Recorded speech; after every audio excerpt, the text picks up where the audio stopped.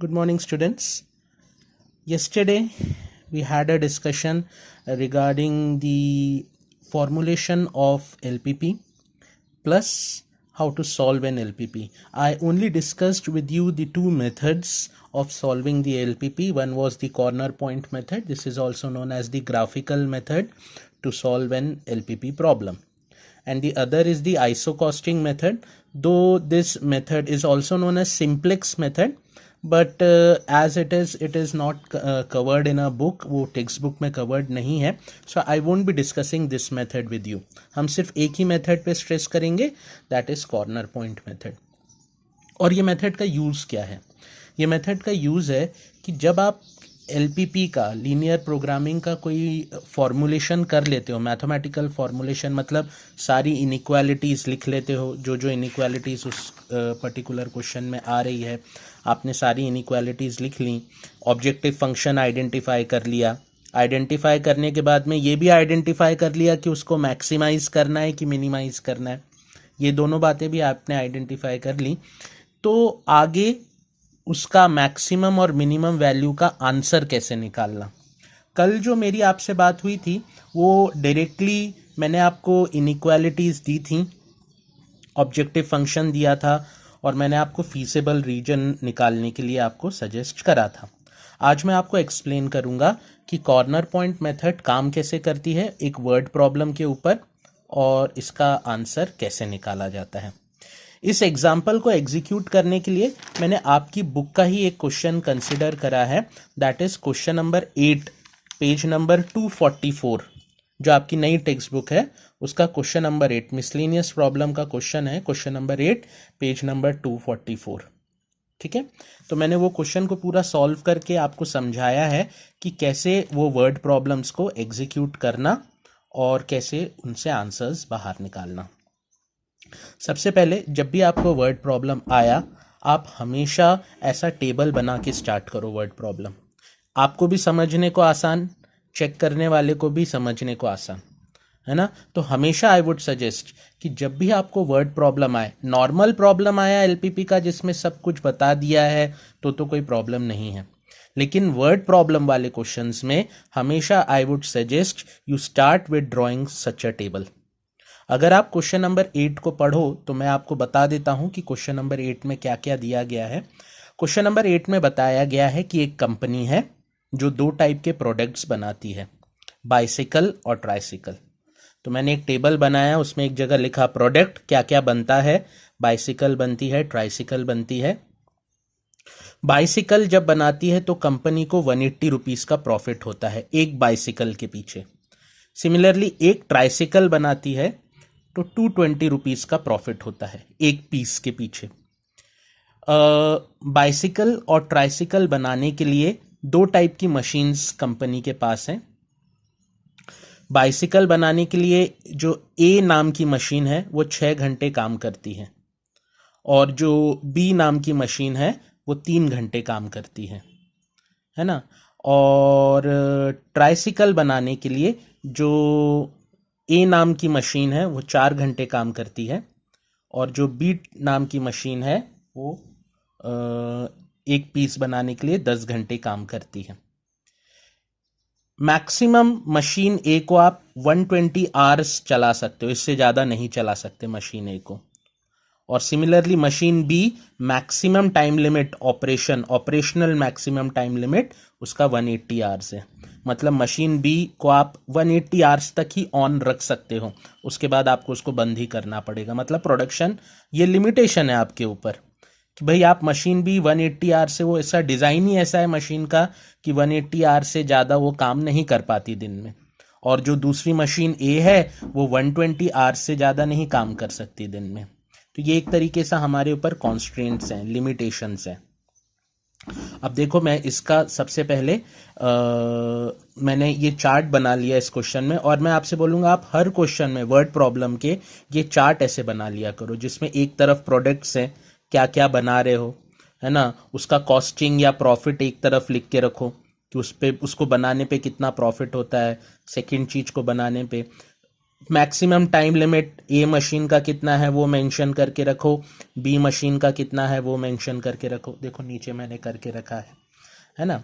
अब मुझसे ये पूछा गया कि बताओ इस कंपनी को अगर अपना प्रॉफिट मैक्सिमाइज करना है, इस कंपनी को अगर अपना प्रॉफिट बढ़ाना है, तो इसको एक दिन में कितनी बाइसिकल और एक दिन में कितना ट्राइसिकल बनाना चाहिए, मतलब कितने पीसेस, एक बाइसिकल के कितने पीसेस बनने चाहिए और ट्राइसिकल के कितने पीसेस बनने चाहिए। दिस इज द रिक्वायरमेंट, ये क्वेश्चन में पूछा गया है। तो ये क्वेश्चन आपको आपकी बुक में मिलेगा, page number 244, question number 8 miscellaneous exercise का प्रॉब्लम है ये, और मैं इसको सॉल्व करके बता रहा हूँ। तो सबसे पहले मैंने आपको बताया कभी भी वर्ड प्रॉब्लम आए, सबसे पहला काम table formation should be there, है ना। उसके बाद फिर आप ये लेट स्टेटमेंट लिखो कि भाई उसने आपसे आखिरी में यही पूछा है ना कि कितने पीसेस बाइसिकल के बनाने पड़ेंगे, कितने पीसेस ट्राइसिकल के बनाने पड़ेंगे जिससे प्रॉफिट मैक्सिमम हो। तो आपने मान लिया कि x numbers of bicycle pieces बनाने पड़ेंगे और y numbers of tricycle piece बनाने पड़ेंगे। एक बाइसिकल बनाने में 180 रुपये का प्रॉफिट होता है, तो x बाइसिकल बनाने में 180x का प्रॉफिट होगा। सिमिलरली एक ट्राइसिकल बनाने में 220 रुपये का प्रॉफिट होता है, और अगर मैंने y ट्राइसिकल्स बनाई आज के दिन तो कंपनी को 220y का प्रॉफिट होगा। तो मेरा जो ऑब्जेक्टिव फंक्शन है वो इसको मैक्सिमाइज करना है, 180x प्लस 220y को मैक्सिमाइज करना है, इसको मुझे मैक्सिमम पहुंचाना है। इसको हम कहते हैं ऑब्जेक्टिव फंक्शन z, और ये हमेशा z से डिनोट होता है। ये टर्मिनोलॉजी आप चेंज मत करना, ये दिखनी चाहिए पेपर में, ठीक है, ये बात का ध्यान रखना। और क्वेश्चन ऐसा था, क्लियरली कह रहा था मैक्सिमाइज करना है प्रॉफिट को, तो आपने दोनों का बाइसिकल और ट्राइसिकल का प्रॉफिट निकाल लिया, दोनों को प्लस करा, और फिर आपने बोला इस चीज़ को बहुत बड़ा कर दो, प्रॉफिट ज़्यादा रहेगा तो फ़ायदा है कंपनी को, इसलिए प्रॉफिट को मैक्सिमाइज कर दो। तो आपको ऑब्जेक्टिव फंक्शन को मैक्सिमाइज करना था, मैंने ये इंफॉर्मेशन यहाँ पे पुटअप करी है। अब क्या क्या लिमिटेशंस थी ये देखते हैं। पहली लिमिटेशन थी कि मशीन ए केवल 120 आवर्स तक ही चल सकती है, machine A is only operable for 120 hours, है ना। तो बाइसिकल का एक पीस बनाने के लिए 6 घंटे लगते हैं, तो 6 पीस बनाने के लिए एक्स पीस बनाने के लिए कितने घंटे लगेंगे, 6x।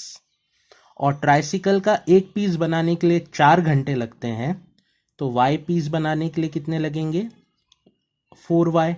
मतलब मशीन ए टोटल 120 आवर ही चल सकती है, तो पहला आपका इक्वेशन बनकर आया 6x plus 4y is less than equal to 120, क्योंकि मशीन का टोटल, ये टोटल टाइम है ना, बाइसिकल बनाने का टाइम प्लस ट्राइसिकल बनाने का टाइम दोनों ही बनते हैं मशीन ए से, और मशीनें 120 घंटे तक ही चला सकते हैं दिन में, तो इसलिए मैंने लेस देन इक्वल टू 120 कर दिया, है ना। एक्स और वाई पीसेस बनाने के लिए कुछ भी बनाऊं, लेकिन 120 घंटे से ज़्यादा नहीं चला सकता मशीन। तो पहली इनइक्वेशन, पहला कॉन्स्टेंट, पहला लिमिटेशन मेरा ये आया। सिमिलरली मशीन बी के लिए भी निकाला, तो ये बना 3x plus 10y is less than और equal to 180, 3x plus 10y is less than और इक्वल टू 180, ठीक है। ये लिमिटेशन कहाँ से निकाला, ये क्वेश्चन में दिया नहीं है, लेकिन आपको ये बात मालूम है कि कम से कम एक बाइसिकल और एक ट्राइसिकल तो कम से कम बनाऊंगा ही बनाऊंगा, तो जो नंबर ऑफ x रहेगा और y रहेगा वो 0 से तो हमेशा ही बड़ा रहेगा, इसलिए ये मैंने अपने मन से लिख दिया, ये क्वेश्चन में दिया नहीं गया था। अगर आप क्वेश्चन पढ़ो ऐसा कहीं नहीं लिखा है, लेकिन लॉजिक हमको बोलता है अगर मैं कंपनी चला रहा हूं तो कम से कम दिन में एक बाइसिकल और एक ट्राइसिकल तो बनाऊंगा ही बनाऊंगा, गिरी से गिरी हालत में। तो इसीलिए मैंने x इज ग्रेटर देन और इक्वल टू 0 और y इज ग्रेटर देन, मतलब x और y हमेशा 0 से तो बड़े रहेंगे। ऐसा तो नहीं होगा कंपनी का शटर खोल के फिर बंद कर दूंगा, अगर मैंने खोला है कंपनी को तो कम से कम एक बाइसिकल और एक ट्राइसिकल बनाऊंगा ही, इसलिए मैंने ये कंडीशन लिखी। ये सेल्फ इनबिल्ट कंडीशन रहती है हर सवाल में, है ना, ये कोई बताता नहीं है, ये दोनों आपको खुद लिखनी पड़ती है। ठीक है, तो ये क्वेश्चंस में ध्यान रखना ये बात। फिर अब देखो इसको कैसे आगे करते हैं। मैंने फिर इन इक्वेशंस को चेंज करा नॉर्मल इक्वेशन में। ये देखो यहाँ पे इनइक्वालिटी के साइन को स्वैप कर दिया यहाँ पे। सिमिलरली ये वाले इनइक्वालिटी के साइन को भी यहाँ पे स्वैप कर दिया, इक्वल टू का साइन बना दिया। ये दोनों ऐसे इक्वल टू के साइन बन गए यहाँ पे। अब मैंने क्या किया, मैंने आपको कल भी बताया था, मैंने इस इक्वेशन पे डबल इंटरसेप्ट फॉर्म लगाया। डबल इंटरसेप्ट फॉर्म मतलब मैंने पूरी इक्वेशन को 120 से डिवाइड कर दिया, इसको भी और इसको भी। ये देखो ये करा है डिवाइड। तो जैसे ही डिवाइड करा, x के नीचे आ गया x/20, y के नीचे आ गया y/30 इज इक्वल टू 1, है ना। ये कहलाता है double intercept form. Double intercept form को हम एक और तरीके से, अगर आपको याद हो तो इसको ऐसे लिखते हैं, x/a plus y/b is equal to 1, where a is the x intercept and b is the y intercept। तो मैंने इस इक्वेशन के x इंटरसेप्ट की वैल्यू निकाल ली 20,0 और इसी इक्वेशन के y इंटरसेप्ट की वैल्यू निकाल ली 0,30। सिमिलरली जो सेकेंड इक्वेशन थी उसके भी x इंटरसेप्ट और y इंटरसेप्ट की वैल्यू निकाल ली, उसके भी x इंटरसेप्ट और y इंटरसेप्ट की वैल्यू। उसके x इंटरसेप्ट है 60,0 और उसका y इंटरसेप्ट है 0,18। ठीक है, अब देखो, अब एक बहुत इंपॉर्टेंट बात पे आ रहा हूँ जो कि काफ़ी इंपॉर्टेंट है कि अब इनको प्लॉट कैसे करूँगा। तो मैंने देखो यहाँ प्लॉट करे हैं ये पॉइंट्स। ये आपको भी कॉपी पे ही करना है, वहाँ आपको कोई वो नहीं देगा ग्राफ पेपर बनाने के लिए। तो मैंने सबसे पहले x एक्सिस और y एक्सिस ही प्लॉट करा। क्योंकि ऐसा क्यों करा, बाकी के चारों क्वाड्रेंट्स क्यों नहीं प्लॉट करे, क्योंकि ये कंडीशन थी मेरे पास में कि x और y हमेशा ग्रेटर देन और इक्वल टू। ये तो तभी होता है जब x और y फर्स्ट क्वाड्रेंट में आते हैं, इसलिए मैं सिर्फ एक ही क्वाड्रेंट ड्रॉ करता हूँ, बाकी के चारों ड्रॉ करने की ज़रूरत नहीं पड़ती है। ठीक है, ये बात ध्यान रखना इस क्वेश्चन में। दूसरा इसमें जो ध्यान देने वाली बात है वो ये रहती है कि ये जो पॉइंट्स हैं ये आपको प्लॉट करने पड़ते हैं 20,0, 0,30। ये कौन से लाइन के x इंटरसेप्ट, ये कौन सी लाइन पे आने वाले पॉइंट्स हैं, ये वाली लाइन पे आने वाले पॉइंट्स हैं। तो आपने क्या करा, सबसे पहले 20,0 प्लॉट करा। 20,0 पॉइंट कहाँ पे आएगा, x एक्सिस पे आएगा। ये देखो 20,0 प्लॉट करा। फिर दूसरा पॉइंट कौन सा था, 0,30। ये 0,30 प्लॉट करा और फिर इन दोनों को ज्वाइन करके एक लाइन बना दी। और ये लाइन कौन सी है, ये वाली लाइन है, 6x + 4y = 120। ये बात समझना बहुत ज़रूरी है कि मैंने ये 20 और 30 निकाले कैसे। याद रखना, हाँ, ये 120 से डिवाइड कर दिया पूरी इक्वेशन को, तो यहाँ 1 आ गया और यहाँ ये कैंसिल करके 20 और 30 आया। यहाँ से x इंटरसेप्ट और y इंटरसेप्ट मिला इस इक्वेशन का। अब सिमिलरली ये वाली इक्वेशन का भी x इंटरसेप्ट और y इंटरसेप्ट ढूंढ के रखा था, जो कि थे 60,0 और 0,18। तो दूसरी वाली इक्वेशन ली, उसका 60,0 एक पॉइंट लिया और दूसरा दिया 0,18, उसको भी ज्वाइन कर दिया। वहाँ पे एरो बनाना ज़रूरी है, मैंने बनाए नहीं, आप लोग बनाना। और मैंने उसके वहाँ पे लाइन की इक्वेशन भी नहीं लिखी जो कि मुझे लिखनी चाहिए थी, वो है 3x + 10y = 180। ये लिखना चाहिए, this is a good practice. लिख दिया, ठीक है, आपने सब ड्रॉ कर लिया। अभी अब आगे की बात करता हूँ। अब यहाँ बहुत ध्यान से सुनना, यहाँ से ही मेन सवाल स्टार्ट होता है। अब आप क्या करना, 0,0 हमेशा ये करना, हर सवाल में यही करना है, 0,0 उठाना, मतलब x की वैल्यू 0 उठाना और y की वैल्यू 0 उठाना। इस 0,0 की वैल्यू को उठाने के बाद में जो आपकी पहली इनइक्वालिटी है, उसमें x की जगह 0 और y की जगह 0 डाल देना। x की जगह 0 और y की जगह 0 डाल देना। डाला, जैसे ही डाला तो आपको क्या मिला, 0 लेस देन और इक्वल टू 120 दिखा। ये बात ट्रू है कि फॉल्स है? 0 क्या 120 से छोटा है? ये बात ट्रू है ना, ये बात ट्रू है। 0 120 से छोटा ही वैल्यूज है, इसीलिए इस जो आपने ये लाइन बनाई थी 6x + 4y = 120, इसके 0 की तरफ सारे सॉल्यूशंस आएंगे। ये बहुत इंपॉर्टेंट बात है क्योंकि ये ट्रू निकला। ये वाला पैरामीटर बहुत इंपॉर्टेंट है, यहीं से समझ में आता है फीसेबल रीजन कहां पे बनने वाला है। आपने क्या किया, हमेशा यही करना है, 0,0 डालना है इनइक्वालिटीज में। इनइक्वालिटीज, दो इनइक्वालिटीज थी, इन दोनों में एक एक करके डालूंगा। तो सबसे पहले इसमें डाला, ऊपर वाले में। तो जैसे ही डाला मैंने देखा यार 0 लेस देन 120 आ गया, और फिर मैंने खुद से सवाल करा कि हाँ यार 0 तो लेस देन 120 ही रहता है। तो इसका मतलब है ओरिजिन की तरफ, ये लाइन से ओरिजिन की तरफ सॉल्यूशन ढूंढो। ये बात बहुत इंपॉर्टेंट है क्योंकि इसके बाद जो दूसरा क्वेश्चन करूंगा ना, वहां पे ये कंडीशन फॉल्स हो जाएगी। ठीक है, तो अगर ये बात ट्रू आ गई तो आप ओरिजिन की तरफ सॉल्यूशंस ढूंढोगे। मतलब ये लाइन से इस तरफ, ओरिजिन की तरफ, ये है ओरिजिन मेरा, इस तरफ सॉल्यूशंस ढूंढोगे। इस तरफ नहीं देखोगे, हाँ इस तरफ नहीं देखोगे, इस तरफ ढूंढोगे, इस लाइन के लेफ्ट में ढूंढोगे। सिमिलरली सेकेंड इन इक्वेशन में भी आपने डाला, ये सेकेंड में भी डाला, और आपने देखा हाँ यार 0 इज लेस देन 180, ये भी ट्रू है। तो ये जो दूसरी लाइन थी इसके भी ओरिजिन की तरफ सॉल्यूशंस ढूंढोगे। मतलब ये लाइन से इस तरफ सॉल्यूशंस ढूंढोगे, नीचे की तरफ, ऊपर की तरफ नहीं। क्यों नहीं, वो मैं अगले सवाल में समझाऊंगा। ठीक है, तो आप नीचे की तरफ ढूंढोगे। तो ये वाली लाइन से भी नीचे की तरफ आप गए और ये वाली लाइन से भी नीचे की तरफ आए तो आपको ये वाला कॉमन एरिया मिलता है। ये आपको कॉमन एरिया मिलता है अगर दोनों लाइन से नीचे की तरफ है तो ये वाला जो कॉमन एरिया है, this is your feasible solution. ये आपका फीसिबल सॉल्यूशन कहलाता है।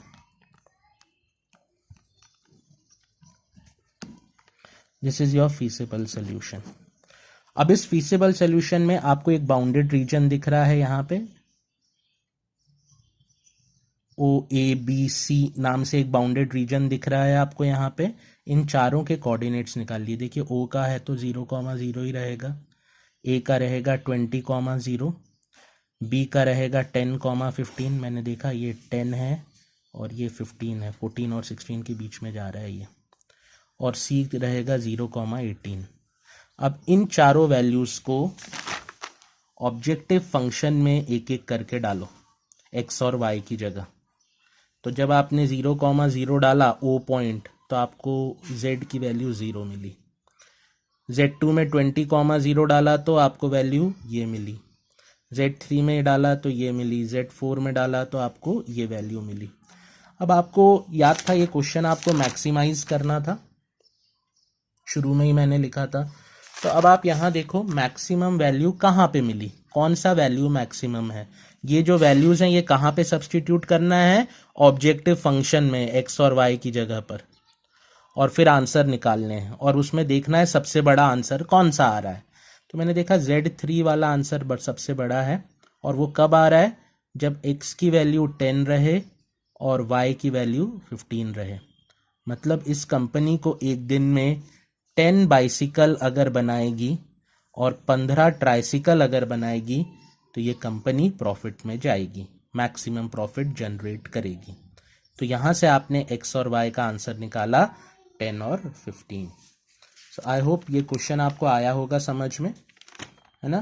This is question number 8 from the miscellaneous exercise. अब सिमिलरली एक और क्वेश्चन मैंने सॉल्व करा है, क्वेश्चन नंबर 9, उसी एक्सरसाइज का क्वेश्चन नंबर 9। शायद केमिकल बेस्ड कुछ क्वेश्चन है। कहता है कि कंपनी 2 प्रोडक्ट बनाती है, प्रोडक्ट ए प्रोडक्ट बी, वही बाइसिकल ट्राइसिकल जैसा, वहाँ बाइसिकल ट्राइसिकल था, यहाँ केमिकल ए केमिकल बी है। हाँ, लेकिन ए प्रोडक्ट बनाने के लिए उसको 2 टाइप के इंग्रेडिएंट डालने पड़ते हैं, या ING का मतलब है इंग्रेडिएंट। पी टाइप का बुक का जो टेबल है और मेरा टेबल है, थोड़ा सा मैंने अलग कर दिया क्योंकि मुझे ऐसा टेबल बनाने की आदत है। है ना। जरूरी नहीं आप बुक के जैसा ही बनाओ, लेकिन टेबल बनाओ, क्योंकि टेबल बनाने से आसानी से समझ में आता है ना। तो ए केमिकल बनाने के लिए पी का 1 यूनिट लगता है और क्यू का 3 यूनिट लगता है, और बी केमिकल बनाने के लिए पी का 2 यूनिट लगता है और क्यू का 1 यूनिट लगता है। कम से कम पी जो है मिनिमम रिक्वायरमेंट वो 80 यूनिट्स लगती है दिन में। मतलब अगर आपको कुछ भी बनाना है तो कम से कम कंपनी के स्टॉक में 80 यूनिट्स पी इंग्रेडिएंट रहना चाहिए, और कम से कम 75 यूनिट्स क्यू इंग्रेडिएंट रहना चाहिए। तो अब आपसे इससे इनिक्वेशन और कॉस्ट क्या है, ए की कॉस्ट है 4 रुपीज़, बी की कॉस्ट है 6 रुपीज़। कंपनी का मोटो था कॉस्ट कम से कम करो, कॉस्ट कम से कम करो। तो आपने बोला कि भाई ठीक है, हमारी company x units of product A बनाएगी और y units of product B बनाएगी। x units of product A बनाएगी, y units of product B बनाएगी। ये मेरा ऑब्जेक्टिव फंक्शन था z is equals to 4x plus 6y। इसको मुझे मिनिमाइज करना था, कॉस्टिंग कम से कम करनी थी, इसलिए इसको मिनिमाइज, मैक्सिमाइज का नहीं है क्वेश्चन। और कॉन्स्टेंट्स क्या थे कि x plus 2y is greater than और इक्वल टू 80, क्योंकि कम से कम 80 यूनिट तो होनी ही चाहिए कंपनी के पास में, तो ही उस दिन प्रोडक्शन होगा, वरना नहीं होगा। तो इसलिए मैंने यहाँ पे ग्रेटर देन और इक्वल टू 80 लिखा। और 3x plus Y greater than और इक्वल टू 75, क्योंकि कम से कम 75 यूनिट्स चाहिए, है ना, वरना बना ही नहीं पाएंगे। इसीलिए यहाँ पे ग्रेटर, पिछले वाले क्वेश्चन में उसने बोला था कि ज़्यादा से ज़्यादा 120 आवर्स चल सकती है, इसीलिए लेस देन और इक्वल टू 120 लिखा। यहाँ पे उसने क्वेश्चन में बोला है कि कम से कम इतना, इससे ज़्यादा होना चाहिए, एटलीस्ट है, ये कम से कम है, तो इसलिए मैंने ग्रेटर देन और इक्वल टू 80 लिखा है। ये फ़र्क है ये दोनों क्वेश्चन में। उसमें टाइम की बात में बोला था कि इससे ज़्यादा नहीं चला सकते, तो आपने लिख दिया यार इससे कम ही चलाना है। यहाँ पे आपसे बोला कि 80 से ज़्यादा होने ही चाहिए, तो आपने इसलिए ग्रेटर देन और ग्रेटर देन का पकड़ा, है ना। बाकी तो वही प्रोसीजर है, आपने इक्वेशन को डबल इंटरसेप्ट फॉर्म में कन्वर्ट करा, कोऑर्डिनेट्स निकाले, सेकेंड वाली इक्वेशन को भी डबल इंटरसेप्ट फॉर्म में कन्वर्ट करा, कोऑर्डिनेट्स निकाले। अब आप देखो यहाँ पे चेंज हो जाती है बातें। यहाँ पे वही पॉइंट जो मैं तब आपको यहाँ पे समझाया था कि 0,0 और देखो ट्रू और फॉल्स आता है क्या। तो यहाँ पे जब आपने ट्रू और 0,0 इनइक्वालिटी में डाला, यहाँ पे डाला, तो ये आ गया 0 ग्रेटर देन और इक्वल टू 80। तो क्या ये बात ट्रू है? 0 क्या 80 से बड़ा हो सकता है कभी? तो ये बात फॉल्स है। इसी कारण से इस बार जो फीजिबल सल्यूशन आएगा वो ओरिजिन के तरफ नहीं आएगा, ओरिजिन के अपोजिट साइड में जाएगा। इसीलिए इस डायग्राम में मैंने जो ये लाइन बनाई थी, पहली वाली line x plus 2y is equals to 80, इसके इस तरफ मैंने सारे ये देखिए ये मार्किंग करके रखी है। पिछले वाले सवाल में इस तरफ करी थी क्योंकि ये वाला स्टेटमेंट ट्रू आ गया था, तो ओरिजिन की तरफ मार्किंग जाती है, ओरिजिन की लाइन से ओरिजिन की तरफ हम कॉमन रीजन ढूंढते हैं। लेकिन अगर ये स्टेटमेंट फॉल्स हो जाता है तो हम लाइन ओरिजिन के अपोजिट वाला रीजन ढूंढते हैं, मतलब ये लाइन से अपोजिट डायरेक्शन में फीजिबल रीजन ढूंढते हैं। तो ऐसा ही दोनों इनइक्वालिटीज के लिए फॉल्स हो गया, ऊपर वाली इनइक्वालिटी के लिए भी फॉल्स हो गया और नीचे वाली इनइक्वालिटी के लिए भी फॉल्स हो गया। इसीलिए इसका जो फीजिबल रीजन आया वो इस तरफ आ रहा है। अब आपको ये 3 पॉइंट्स मिल रहे हैं, एक तो ये वाला मिल रहा है, एक तो ये वाला मिल रहा है, एक तो ये वाला मिल रहा है। इन तीनों पॉइंट्स के कोऑर्डिनेट निकालो और ऑब्जेक्टिव फंक्शन में सब्स्टिट्यूट करो। सब्स्टिट्यूट करने के बाद में देखो मिनिमम वैल्यू कौन सी मिल रही है। जो भी मिनिमम वैल्यू मिल रही होगी वही आपका फाइनल आंसर होगा, and that gives us the minimum solution of that particular function. मैं आज आपको आप ही की मिसलेनियस एक्सरसाइज से कुछ क्वेश्चंस मार्क करके दे रहा हूं, जिसको कि आपको अभी सॉल्व करके गूगल टेस्ट रिस्पॉन्स शीट में उसके आंसर्स आपको फीड करने हैं। तो आप इसको सॉल्व करके देखिए। देखिए, इट इज़ नॉट लाइक कि आपने सिर्फ आंसर फीड करने के लिए फीड कर दिया, इट इज़ लाइक इट कि आपको प्रोसीजर समझ में आना चाहिए, क्योंकि ये सिर्फ मैकेनिकल प्रोसीजर है, हर क्वेश्चन में एक ही जैसा चलना है, लेकिन करके देखो तो आपको समझ में आएगा कि यार मुझे यहाँ अटक जाता हूँ, ये बात नहीं समझ में आती, कि ये चीज़ नहीं समझ में आ रही। तो मैं कुछ क्वेश्चंस देता हूँ आपको करने के लिए, you please try those questions and mark those answers on the Google sheet. उसको गूगल शीट पे मार्क करिए एंड उस टेस्ट को वैसे परफॉर्म करिए, ठीक है? Okay, thank you.